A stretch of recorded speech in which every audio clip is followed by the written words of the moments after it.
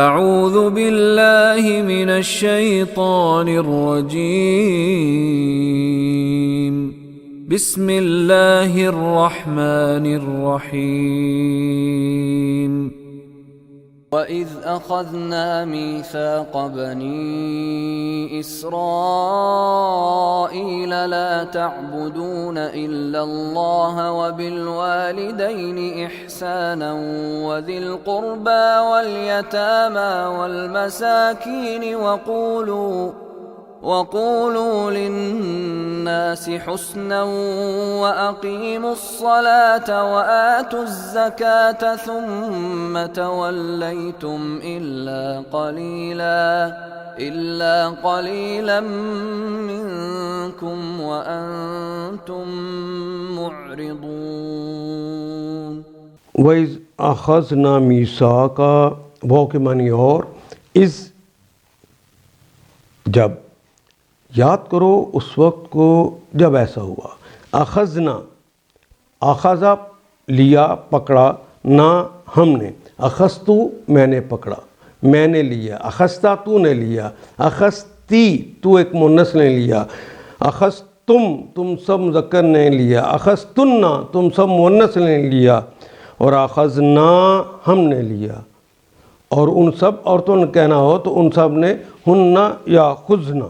ان سب نے پکڑا، ان سب نے لیا، میثاقا، اخذنا ہم نے میثاق لیا۔ وَإِذْ اخذنا، اور جب ہم نے میثاق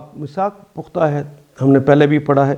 جب ہم نے پختہ عہد لیا، بنی اسرائیل، بنی اولاد،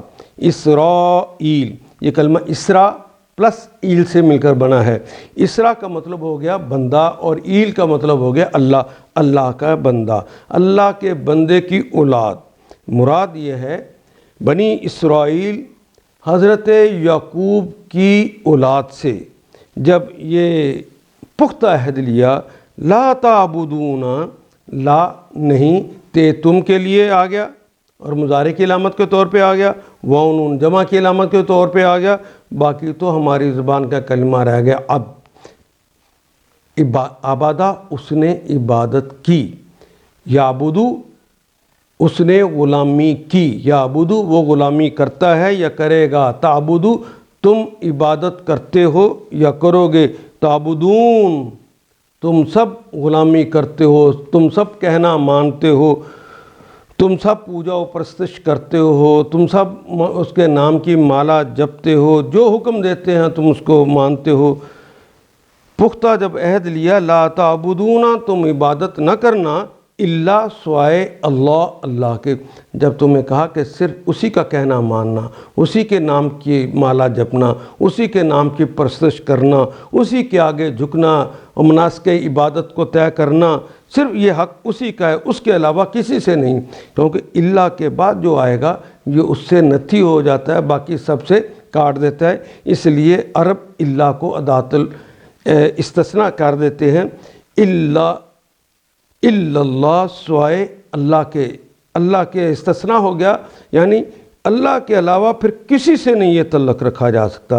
وَبِالْوَالِدَيْنِ وَإِذْ أَخَذْنَا مِيثَاقَ بَنِي إِسْرَائِيلَ لَا تَعْبُدُونَ إِلَّا اللَّهَ، جب یاد کرو اس وقت کو جب ہم نے بنی اسرائیل سے یہ عہد لیا تھا کہ اللہ کے علاوہ کسی کی عبادت نہ کرنا، وَبِالْوَالِدَيْنِ إِحْسَانًا، واو کے مطلب اور، بے کے ساتھ، الوالدین الف لام خاص کرنے کے لیے، یعنی اپنے والدین، دونوں ہی، والد بھی اور والدہ بھی، والدین، احسانہ، اردو میں بھی ہم یہ کلمہ ایسے ہی استعمال کرتے ہیں، والدین یعنی ماں اور باپ، بالوالدین اپنے والدین کے ساتھ، احسانہ احسان کے رویے کے ساتھ، اپنے والد کے ساتھ اور اپنی امی کے ساتھ احسان کا رویہ رکھنا۔ انہوں نے اچھا کیا میں نے بھی اچھا کیا، یہ برابری کا رویہ ہے، انہوں نے اچھا نہیں کیا میں نے پھر بھی اچھا کیا، یہ احسان کا رویہ ہے۔ اور احسان کے دوسرے معنی یہ ہیں کہ جب انہوں نے اچھا نہیں بھی کیا تو آپ یہ سوچ کے کہ میں تو رب کا بندہ ہوں، مجھے تو حکم یہ ہے کہ میں نے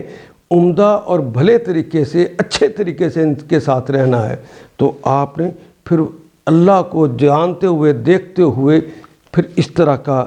عمل کیا، تو آپ نے احسان کے درجے پہ پہنچ کر عبادت کی ہے۔ وَبِالْوَالِدَيْنِ احسانًا، تو والدین کے ساتھ احسان کا رویہ رکھو۔ وَذِي الْقُرْبَى، وہ کا مطلب اور ذی، ذا، ذو، جس طرح اردو میں ہم کہتے ہیں ذی شان، شان والا، تو یہ ذی، ذا، ذو والے کے معنی دیتا ہے۔ القربہ، قرابت والوں کے، قرابت والوں کے ساتھ بھی احسان کا رویہ رکھنا ہے۔ والیتاما، وہ کا مطلب اور یتامہ کہتے ہیں یتیم کی جمع ہے، یتیموں کے ساتھ بھی۔ والمساکین، اور مساکین کے ساتھ بھی، محتاجوں کے ساتھ بھی احسان کا رویہ رکھنا۔ وقولو، وہ کا مطلب اور قولو، تو قول کہو، بات کہو، للناسی، دو لام آگے، دو نام آئے تو کے لیے، اس کے معنی تو ناس ہماری اپنی زبان کا کلمہ ہے، عوام الناس، لوگوں کے ساتھ گفتگو کرو، حسناً، خوبصورت بات کرو، اچھی بات کرو۔ وبالوالدین احسانا، اور والدین کے ساتھ احسان کا رویہ رکھو۔ وذی القربى والیتامى والمساکین، اور یہی رویہ قرابت داروں کے ساتھ بھی، یتیموں کے ساتھ بھی، اور مسکینوں کے ساتھ بھی، اور باقی لوگوں کے ساتھ بھی بہت خوبصورتی کے ساتھ گفتگو کرو۔ یاد کرو، اسرائیل کی اولاد سے ہم نے پختہ عہد لیا تھا کہ اللہ کے سوا کسی کی عبادت نہ کرنا، ماں باپ کے ساتھ، رشتہ داروں کے ساتھ، یتیموں اور مسکینوں کے ساتھ نیک سلوک کرنا، لوگوں سے بھلی بات کرنا، عمدہ بات کرنا، خوبصورت بات کرنا۔ وَأَقِيمُوا الصَّلَاةَ، وہ کا مطلب اور، واو الف آخر پہ آ گئی ہے تو جمع کی علامت ہے۔ اقامہ، یقیم، قائمن، قائم کرنا تو اردو کا کلمہ ہے، اردو میں بھی ہم استعمال کرتے ہیں۔ الف شروع میں آ گیا ہے امر کے لیے، اقیمو، تم سب قائم کرو، تم سب قائم کرو، الصلاۃ، نماز کو، تم سب نماز کو قائم کرو، نماز کو اس کے اوقات میں پڑھو، نماز کو اس کے مقام پہ پڑھو، مرد ہے تو مسجد میں، عورت ہے تو گھر میں، اور وقت بھی متعین کر دیا گیا ہے، اور جتنی اداؤں کے ساتھ وہ نماز پڑھنی ہے، رکوع، سجود، صفوں کا بننا، ہر چیز جس چیز،